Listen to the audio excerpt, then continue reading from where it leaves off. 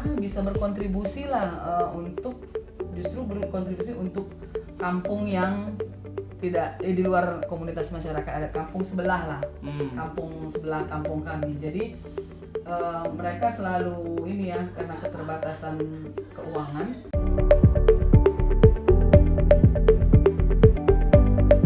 Halo Sobat Masyarakat Adat Nusantara, kembali lagi di Bersama Somat, bercerita santai sama Sobat Masyarakat Adat Nusantara. Kali ini kita akan ngebahas tentang ekonomi di wilayah adat.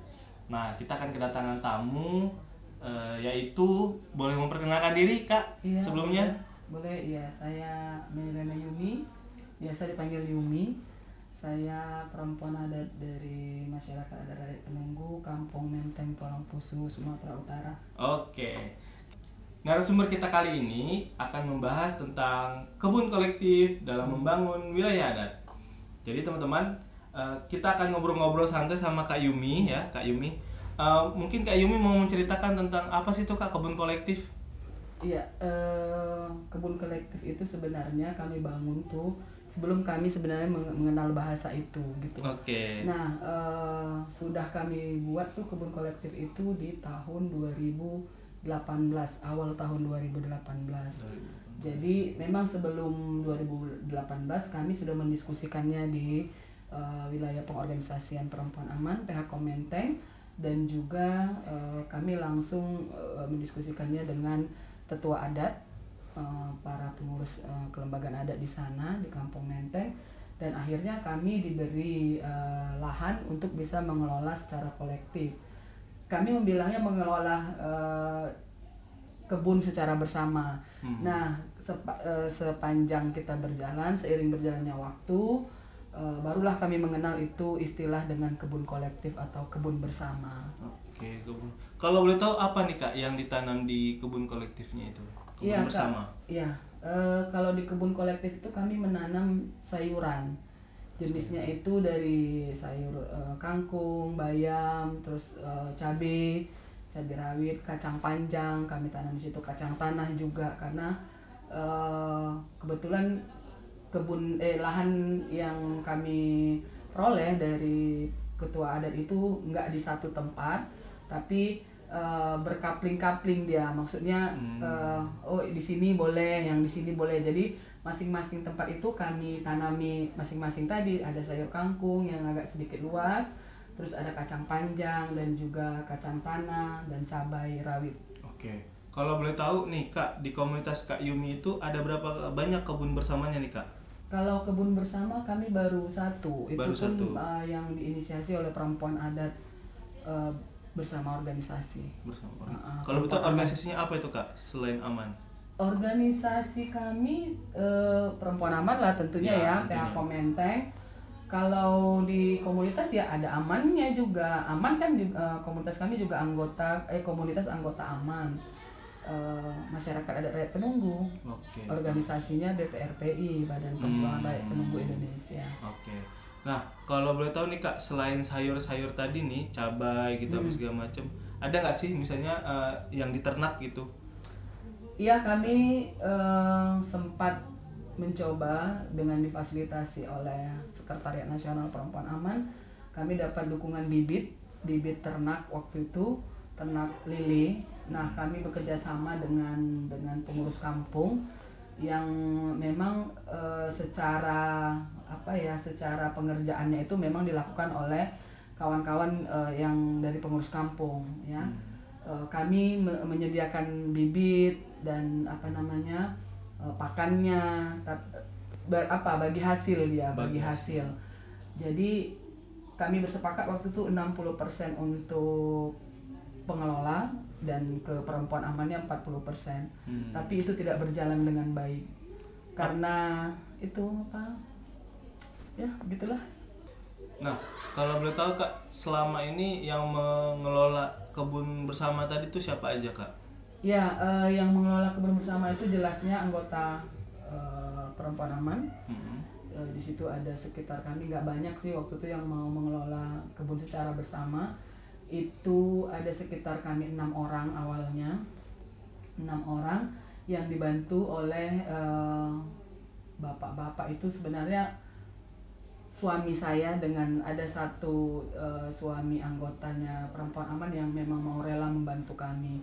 Paling tidak waktu itu kami kan mengerjakan itu masih manual ya, masih mencangkul. Jadi untuk mencangkul, membuat bedeng-bedengnya itu masih si bapak-bapak yang 2 orang itu. Nah kami mulai menabur benih, terus sampai menyiram itu kita bersama. Dibantu juga sih sama bapak-bapak itu untuk bagaimana mereka buat sumur ya untuk kebun ini, bantu buat sumur untuk bisa menyirami sayuran setiap hari gitu.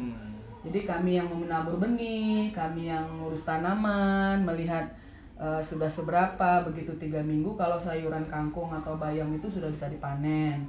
Nah kalau cabai itu dia menunggu paling 2 bulan, 1,5 bulan dia baru 2 bulan lah paling ini, 3 bulan itu udah bisa menghasilkan buah.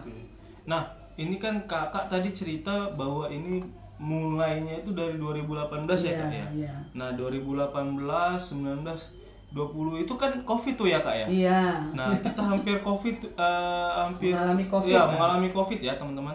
Jadi boleh nggak kak ceritain pengalaman pada masa pandemi itu bagaimana kebun bersama ini memberi dampak ke komunitas? Iya, waktu masa COVID, alhamdulillah itu nggak berpengaruh dengan kampung kami, karena masih bisa ya kami mengakses atau kedaulatan pangan di kampung masih terjaga ya. Kalau untuk sayuran, cabai memang kan, terus bahan makanan yang lain untuk seperti bumbu-bumbu, serai, kunyit itu masih di masing-masing rumah itu di kampung. Insya Allah pasti ada, setiap rumah pasti menanam itu. Nah dan sayuran, kalau yang sayuran untuk keluarga itu biasanya juga ditanam yang lahannya terbatas itu di halaman rumah maupun di dalam pot. Nah kalau kami yang mengelola kebun kolektif itu alhamdulillah ya bisa berkontribusi lah untuk justru berkontribusi untuk kampung yang tidak di luar komunitas masyarakat adat, kampung sebelah lah, kampung sebelah kampung kami. Jadi mereka selalu ini ya, karena keterbatasan keuangan dan dampak dari COVID-19 waktu itu memang banyak sekali masyarakat yang di PHK dari tempat kerjanya kan, karena banyak yang tidak berproduksi. Makanya kalau untuk mencari sayuran atau mereka sekedar minta untuk makan, kami nggak palalah kita jual. Kalau untuk ada warga yang datang di luar, meskipun di luar masyarakat ada, kami tetap kalau untuk makan ambil gitu. Mau dia tinggal pilih, mau kacang panjang kah, mau kangkung kah, daun ubi kah, boleh. Nah sempat juga waktu itu kami bekerjasama dengan pemerintah desa Amplas kan, untuk bisa bagaimana berkontribusi ke desa, dan akhirnya desa membuka tangannya dan berterima kasih ya kepada kita gitu, bahwasannya sudah berkontribusi sayuran ke desa untuk memenuhi kebutuhan sayuran untuk warga di desa. Paling walaupun nggak semua, tapi paling tidak adalah yang menerima manfaat itu gitu. Nah terus kalau boleh tahu nih kak, tadi kan hasil kebunnya bisa sampai membantu kampung sebelah ya. Ada nggak yang memang hasil kebunnya itu tadi yang selain juga dimakan di komunitas itu dijual dan menghasilkan kak? Ya alhamdulillah, saya sangat bersyukur, kami ya bersyukur waktu itu yang mengelola kebun kolektif bisa ya. Itu tadi ternyata kita cari rezeki itu dengan mengelola secara bersama juga akhirnya bisa menghasilkan gitu kan. Kalau untuk pemenuhan kebutuhan, paling tidak untuk uangnya bisa kita beli untuk bahan yang memang tidak ada di kampung, misalnya seperti minyak goreng atau beras. Nah ini memang harus kita belilah di luar, tapi alhamdulillah bisa mencukupi dari hasil kebun kolektif itu. Oke. Nah bicara tadi hasil yang sudah didapat dan dirasa sama teman-teman komunitas perempuan adat, apa nih kak kira-kira selama dari 2018 sampai sekarang tantangan yang dihadapi oleh perempuan adat dalam membangun kebun bersama tadi?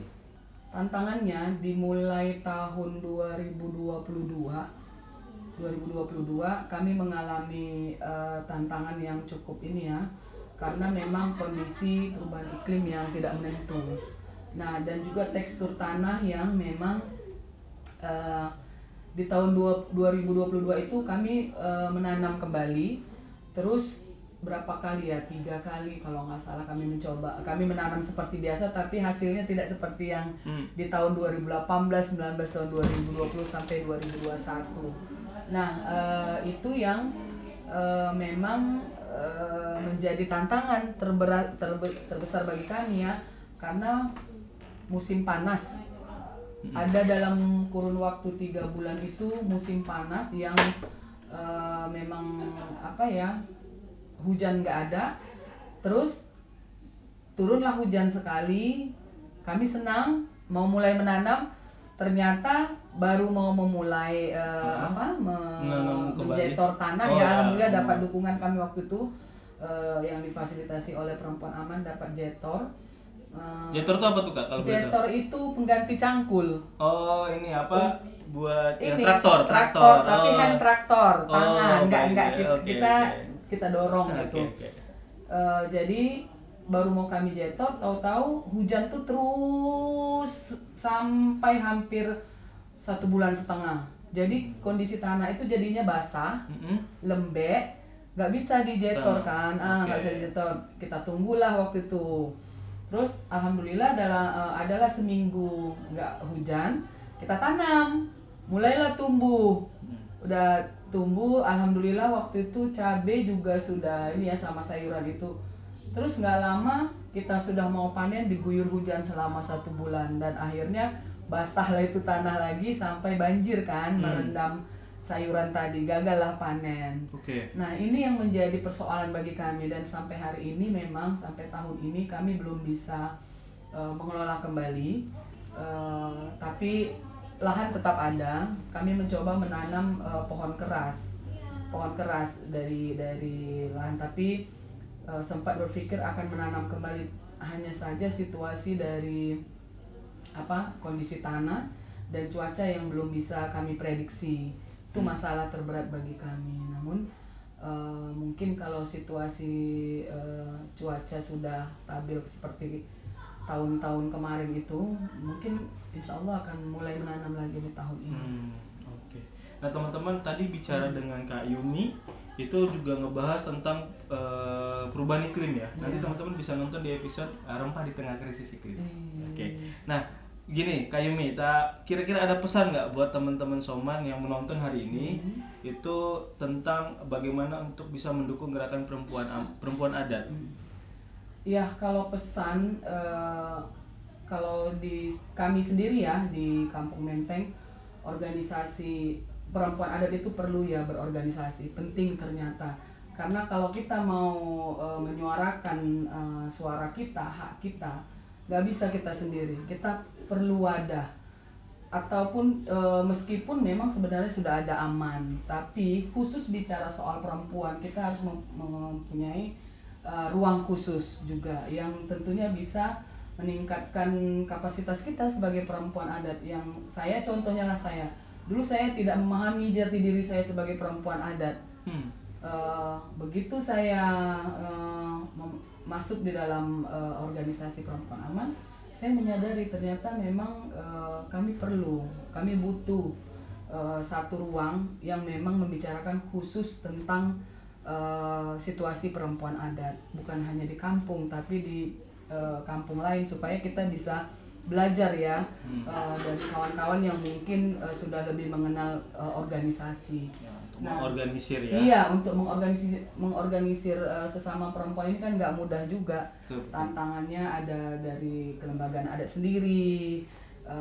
Mungkin kalau di kami itu patriarki cukup kuat ya, jadi agak sulit. Tapi dengan kita mengorganisir diri, saling menguatkan, akhirnya di kampung kami sendiri di Rakyat Temunggu, Kampung Menteng Tualang Pusu itu, kami bisa menduduki posisi strategis di kelembagaan adat, sehingga suara perempuan sampai hari ini ya masih lebih dominan hari ini. Dari mulai tahun 2020 suara perempuan adat itu masih lebih dominan di kampung. Tapi ingat, sebenarnya perempuan adat ini sudah memiliki ruang bukan pemberian, tapi perjuangan yang sudah cukup lama.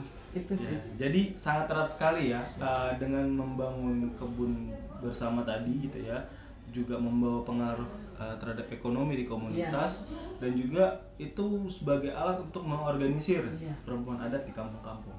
Oke, cukup sekian Kak Yumi, terima kasih banyak. Sama-sama. Teman-teman, sama-sama Kak Yumi. Sama Firman. Oke, terima kasih teman-teman Soman hari ini yang sudah menonton. Untuk teman-teman yang mau bergabung dalam gerakan masyarakat adat, bisa berdonasi melalui link di bawah ini. Dan juga khusus spesial kali ini, teman-teman yang mau mendukung gerakan perempuan aman bisa berdonasi melalui website yang ada di bawah ini. Terima kasih. Salam Nusantara. Bye-bye, sampai ketemu di episode selanjutnya. Halo Sobat Masyarakat Adat Nusantara, dukung kami dengan berdonasi dengan cara klik link di bawah. Ayo jadi bagian dalam gerakan masyarakat adat sekarang juga.